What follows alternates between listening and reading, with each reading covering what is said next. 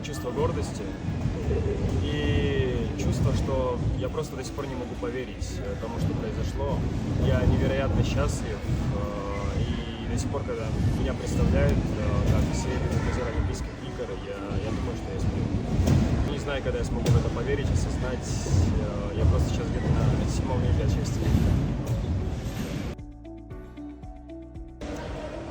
Дальнейшие планы, то есть немного передохнуть, потому что 4 года упорной работы, весь цикл олимпийский ради вот именно этого момента, олимпийской медали. Немного передохнуть и снова взяться за дело, и с новой силой работать, с новым опытом продолжать двигаться к новой цели, это золото Олимпийских игр.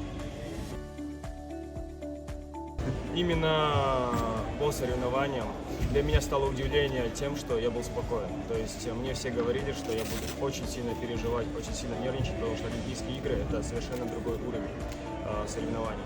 Но я был спокоен, я вышел спокойно, уверенно на свой финал, сделал комбинацию, и результат вы видите.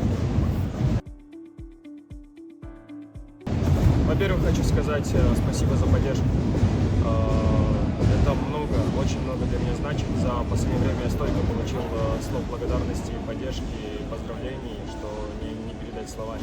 И хочу передать свое самое главное правило – это никогда не сдаваться. Всегда верьте в лучшее, идите к лучшему.